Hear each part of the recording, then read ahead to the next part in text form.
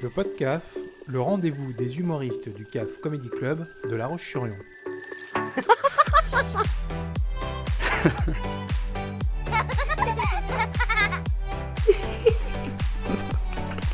Si j'ai gardé mon masque, c'est juste pour ne pas faire de l'ombre à l'invité de ce 6e podcast.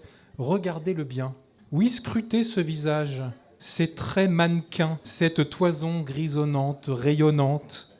Alors si nous n'étions pas en période de Covid, je vous aurais même invité à venir le toucher, faire corps avec le sien, telle une statuette du musée Grévin. Je sais, vous êtes timide, mais au fond de vous, je sais aussi que vous vous dites « Je l'ai déjà vu quelque part, ce type, non ?»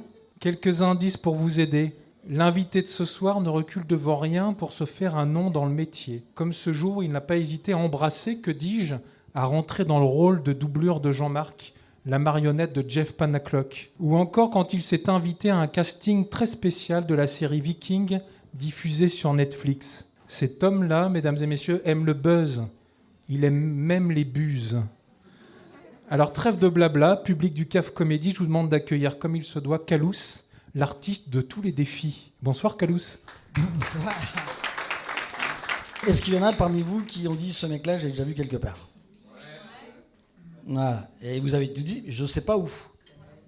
Vous êtes d'accord? Donc je faisais partie de la captation du spectacle de Jeff Panaclock. Je suis dans son DVD et je suis passé X fois à la télé justement dans son spectacle. Et qu'est-ce que tu faisais donc dans ce spectacle? Je faisais un faux spectateur gaulet, parce qu'en fait, voilà, il faut savoir que dans le genre de spectacles qui sont filmés, captés, on prend rarement des spectateurs au hasard, comme je suis comédien. Il m'avait embauché pour faire le faux spectateur. Donc si vous avez l'occasion de regarder l'extrait, vous verrez que, voilà, que c'est une escroquerie, tout simplement. Mais moi, ce qui m'étonne, Calous, c'est que tu puisses encore t'asseoir 3 ans après.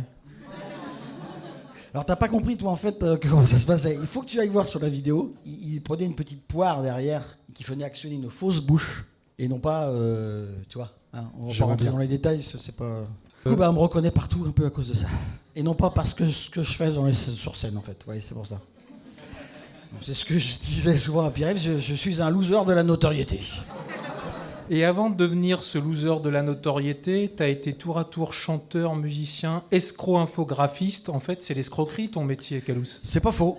Parce que outre le Jeff Panaclock, voilà, j'ai fait aussi un petit peu de buse. Parce qu'il n'y a pas très très longtemps, je me suis fait attaquer par une buse en footing.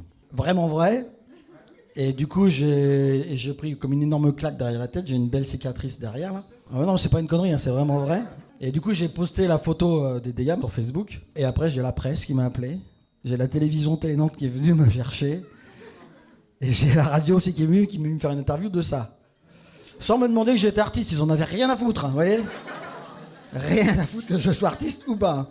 J'ai fait quand même une télévision chez moi, dans mon patelin, je peux dire que je suis comédien. Rien à foutre, non, t'es fait attaquer par une buse. Et quand il y a eu la vidéo qui a été diffusée sur Nantes 7, j'ai vu les commentaires. C'est le mec de Panaclock. Résultat, Calous, t'as mal au cul et à la tête. Eh bien, bonsoir à tous. Ici Calous en direct du stade du Jardin de France. Pour vous présenter ces Jeux Olympiques du jardinage. Alors qu'un concurrent se détache. Voilà! Magnifique coup de bine! Magnifique coup de bine de Rocco Salsifi! Ah bah il tape dans la motte, hein, l'italien, il tape dans la motte! Son plantoir va profond! Et il roule de pelle dans tous les sens, hein, il se débêche! Voilà, je pense qu'il devrait être bientôt prêt à poser la semence! Faut dire qu'il est vraiment sur une très belle plantation, hein, entièrement désherbée. Voilà, alors qu'il l'enfourche à présent avec son long manche. Voilà, victoire de l'Italien Rocco Salsifi qui jouit, il faut bien le dire, d'une excellente technique. Sur Facebook, j'ai un tas de copains humoristes. Hein. Je pensais pas autant. Hein. Ils me l'ont fait tous. Hein. Dis donc, tu fais le buse. Hein. T'abuses. Buse l'éclair. Putain. La meilleure vanne quand même, c'est comme ça, t'as le tracé pour tes futurs implants. Enculé.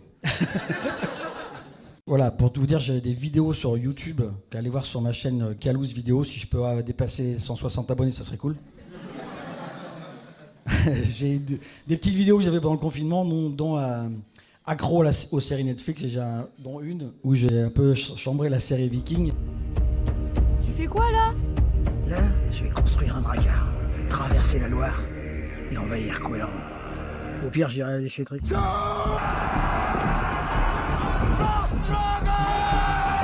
Bah évidemment que c'est un rajout, regarde, t'as vu la longueur? Bah, il a fallu 30 ans ou 50 ans pour avoir un truc pareil. J'ai demandé à ma coiffeuse de me mettre un rajout. Elle m'a pris 2 fois la température avant d'appeler les flics. Ah, on s'est pris la tête. Enfin, surtout moi. J'en trouve une autre maintenant. Hier se fait avec l'Aftenklus. Et pareil, c'est une cute meute. Et je parle le norvégien aussi maintenant. Skål. Et à la suite de ça, j'ai eu un article sur un journal, des radios qui m'ont appelé pour faire des interviews, toujours pour le mauvais truc, quoi. Je suis un loser de la notoriété. Ce loser magnifique, c'est pas banal, il a commencé sa carrière de comédien, il avait 40 ans, c'était à la compagnie du Café-Théâtre de Nantes, et 3 spectacles après, 9 prix du jury et du public après. À chaque fois que les producteurs te rencontrent, te disent « mais Calouz, c'est génial, mais t'as 15 ans de trop ». Alors est-ce que d'avoir dépassé la date de péremption de 50 ans dans ce métier, c'est foutu? C'est ce que je dis dans mon spectacle, je dis quand on a 50 ans, on a un peu la case de l'indifférence respectueuse. C'est-à-dire qu'on prend des gants pour nous dire voilà, si t'avais 15 ans de moins, ça changerait tout. Hein. Ah bah t'as tout ce qu'il faut, même plus que d'autres, hein, mais ça sera pas chez moi. Voilà, en gros, c'est un peu ça. Et moi, c'est mon avis. Hein, vous verrez quand vous aurez cet âge-là. Je pense qu'il n'y a pas d'âge pour avoir envie de commencer une nouvelle vie et d'essayer autre chose. Quoi. On a juste l'âge qu'on a envie de se donner. Donc, Merci. Merci. Merci, surtout que c'est un jeune qui m'applaudit, ça fait plaisir. Là, je n'ai pas un frein, mais c'est contre nature, tout ça. Contre nature, ouais, c'est le titre de mon spectacle. Ouais. Et alors justement, Calouz, ce 3e spectacle, hormis sur la scène du CAF Comédie, où est-ce qu'on peut te voir là prochainement? Eh ben, à Nantes, je suis à la compagnie du Café-Théâtre pendant une semaine où je vais jouer tout mon spectacle. Après, je vais à Bordeaux une semaine. Après, j'ai Rouen, Le Puy-en-Velay, Rennes aussi. Puis voilà quoi. Merci beaucoup et merci à vous. Bonne continuation. Merci. Merci.